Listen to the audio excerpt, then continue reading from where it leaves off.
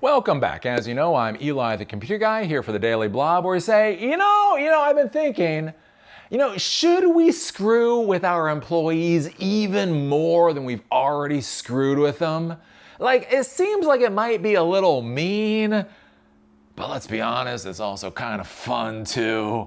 Yeah, let's fuck with them a little bit more. Yeah, I think that's gonna be a good idea.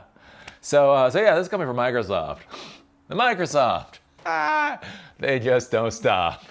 Won't stop, can't stop, jiggy jiggy, whatever. So anyways, as you may or may not remember, Microsoft has already laid off like 16,000 employees. Like in 2025, there's like this fiscal year thing going on, right? They laid off 9,000 people at the end of the fiscal year that ended in like June, and then they laid off another, 7,000 as soon as the new fiscal year began. So anyways, I don't know. There's something like 16,000 employees they've already laid off just in 2025, however the fiscal years actually work out. And, Nadella is coming out and really been talking about how Microsoft employees have to be more serious about bringing value to the company. And so on top of all of this, it does appear that Microsoft is considering stricter return to office policies because if your employees are not already demoralized to high hell and back, well, I guess you're gonna have to work to make them a little bit more sad about their lives. I find this to be, hilarious. I talked about this before with Microsoft. So recently, Microsoft actually had to put in keyword filters on their communication platforms for things like Gaza and apartheid and that type of thing, because they didn't want that. Because basically, employees were communicating. So on the company's communication platforms, on company time, with their business accounts, they were talking about a whole bunch of stuff that had nothing to do with latency and lag and IOPS and that type of thing, right? So they put in these keyword filters, and I talked about the employees crying. They're crying. How dare Nadella doesn't let us bitch about Gaza on company time? That's ridiculous. And I talked about this a couple of months ago. And I talked about how stupid it was. And I talked about it. I get these viewers, I get these students. They're like, Eli, how do I get a job? And one of the, I don't know. Look, it's 2025. I don't know. I can teach you how to solve problems, get you a job. But one of the things I can tell you, is that if you have a job, don't talk about Gaza on the company time, right? Just don't. Don't. Talk about latency and lag and IOPS and API secrets, whatever, right? Stop talking about Gaza on the company time. Anyways, the hilarious part, the funny part was, I get so much pushback for the dumbass little 18-year-old blue hairs out there like, Eli, what kind of evil person are you? Telling me that we shouldn't complain about Gaza on Microsoft's dime. And like, look, I don't know what to tell you, but you're getting paid. You're getting paid good salaries. You're getting paid good salaries at a large technology company to solve their problems. I would recommend you cut the shit out. Just stop. Just stop. Anyways, that's not how it works. People keep bitching and whining and moaning and complaining and blowing snot bubbles, and that's where you see 16,000 employees are gone because Nadella doesn't care anymore. Yes, employees. You were told employees were important 2 years ago, right? Employees' lives should matter, but they don't. But they don't. And we're going back to that world. And what we're seeing right now is Microsoft, after getting rid of 16,000 employees, is continuing to basically hunker down and hammer their employees to get more value out of them. Because that's what corporations actually care about. Microsoft is considering a stricter policy on office attendance, and the software giant could implement this as soon as January for some employees, according to people with knowledge of the plans. Implementation dates could vary across Microsoft offices, but the company is considering requiring employees at its Redmond, Washington headquarters to work from the office more often starting in January. And the company is still finalizing the details and had been planning to make an announcement as soon as September, the people added. Microsoft has had a flexible work policy since late 2020. Remember when everybody went work from home? And I was like, hey, I question this. And then I was called dumb. Do you remember all the times in the past everybody called Eli the computer guy dumb? Yeah, I don't take it personal anymore. I just wait. I just wait until the turkey hits the ground. Because that's the thing, the turkey is not gonna land. The turkey is gonna hit the ground. Anyways, yeah, everything, flexible work policy since late 2020, letting most employees work remotely for as much as 50% of the time without approval. In practice, this policy has been much more flexible, allowing most employees to work remotely most of the time. Yeah, do you remember somebody, I don't know who it was, that said, yeah, it's probably not the greatest idea in the world? Yeah. Now the company is considering a new policy that requires most employees to work in the office at least 3 days a week. The people with knowledge of the plans told BI. Microsoft spokesperson Frank Shaw confirmed the company is considering updating its flexible work guidelines. He said no decisions have been finalized. Microsoft's top finance executive Amy Hood last week told employees in an internal memo that the upcoming year will require, quote, intensity, building on an earlier memo from CEO Satya Nadella asking employees for, quote, dedication, drive, and hard work. It's almost like technology companies want you to actually do your job. It's like, hey, look, we got a lot of employees here. We are paying these people a lot of money to bitch about Gaza. Hey, so, remind me, how much money do we make when our employees bitch about Gaza? A none? Not a dime? We actually lose clients when our employees continuously bitch about Gaza. Oh, maybe we should get rid of these employees that keep bitching about Gaza. Might be a good idea. So anyways, I mean, that's a reality. Look, right? The ethnic cleansing going on in Gaza, you've heard me scream about it. I've screamed about the deplorable country that is Israel. I've screamed about the fact that I don't want another goddamn dime going to that shithole, rat crap sized country, right? I've talked about how fucking demented it is for trying to be an ethno-state and destroy anybody that doesn't follow their party line. How they're starving out, they're trying to starve out an entire population, and my country is supporting it. But here's the thing. See, I'm doing that on my dime. All right? When you go to work for these companies, right, you walk in the door, you're on their dime. You are on their time. You are there to provide value to the corporation. Again, if you are in what is called a profit center, so there's cost centers.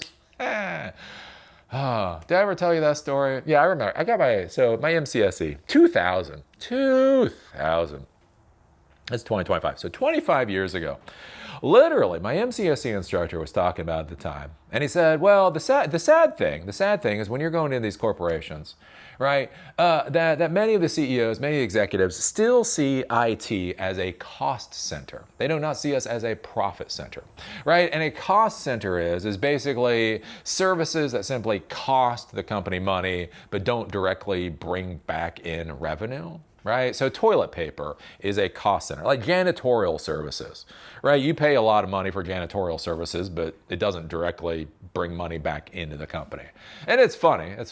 Again, 25 years ago, the advice that I was given about both TCP IPv4 migrating to IPv6 and about us being a cost center, don't worry, soon executives will realize we should be considered a profit center too. Yeah, that was 25 years ago. That's not the truth. Anyways, profit centers, right? Profit centers are in your company the people that actually drive revenue directly drive revenue into the company. Think about this in the military, right? You have the combat arms. So the combat arms are folks that send lead downrange. Anybody sending lead downrange is combat arms. Everybody else is support. So combat arms is profit center. Support is cost center.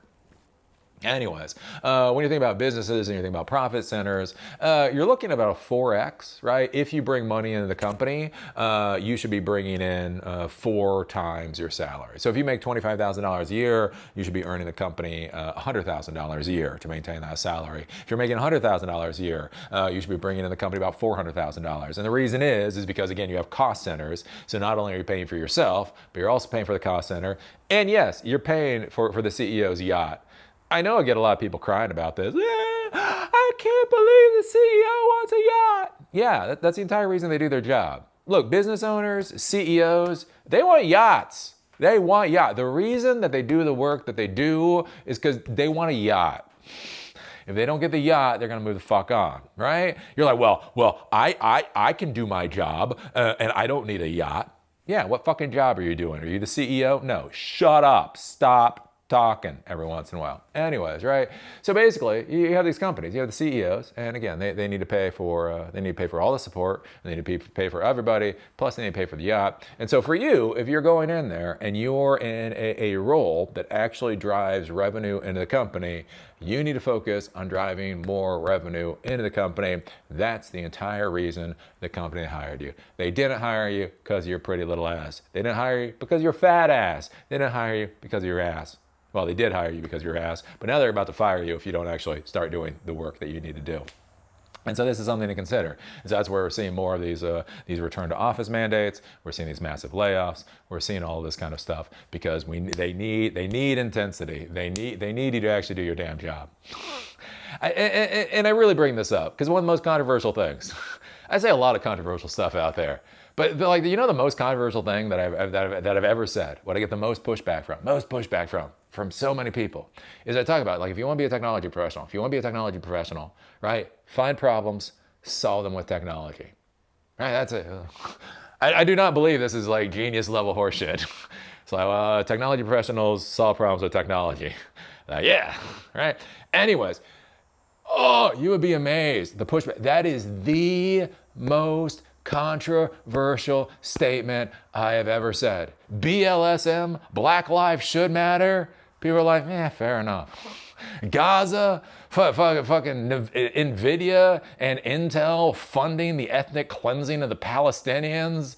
People are like, saying that technology professionals should solve problems using technology, valuable problems using technology. You just do not understand. So anyways, all I'll tell you is this is the direction our industry is going in. Feel free to scream about Gaza.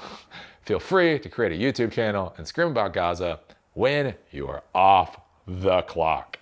Feel free to go out and protest about Gaza when you're off the clock. Feel free to dress in any kind of clothes you want. I don't care if you're a furry or whatever else when you're off the clock. I'm telling you, the game's up. This shit's over. The last decade is done. The last decade is done. Anywho, so what do you think about this? What do you think about Microsoft pushing harder for the return to office mandates? What do you think about this, where they're saying, the employees need to have more intensity? How do you think this is going to go? How do you think this is going to go? Oh, anyways. Leave your comments down below. Give us a thumbs up. Give us a thumbs down. Tell me I'm amazing. Tell me exactly how dumb I am. Now sit there in the comment section and please spell out what a horrible person I am to say that employees shouldn't scream about Gaza using company systems on company time. Please, put a book down there. Because remember, in the modern world of social media, all that matters is that it is an interaction. They don't care what the interaction is, as long as it exists. So tell me what a crap show I am down there. Do you remember SiliconDojo.com exists? We're currently doing fireside chats. We just had one with the CTO and co-founder of Pandium yesterday. They're an integrations company. That video is now here on YouTube. And next week, we're going to be doing the VP for AI models over at IBM. We're going to be talking about what IBM is currently doing with AI, what they're doing with models, all of that kind of stuff. You can go over to SiliconDojo.com. You can become a member for free. Then you can RSVP for the session. Basically, it's a Zoom session, so you're able to ask questions and that type of thing during the session. So that should be fun. And we're doing that next week. Oh, we're doing that next Tuesday. Fuck. Okay, apropos of nothing that you have to worry about. There's an issue there. David, it's not an issue for you, it's an issue for me. Oh, fuck, I forgot about that. You know, we're talking about that. There's frames, there's what's in frame that you get to know about, and then there's what's out of frame that isn't your fucking problem, your business. I forgot about that. Okay, I have to do some thinking. I gotta do some thinking. Forgot about that. Anywho, fuck. Fuck a duck. Man, see y'all later.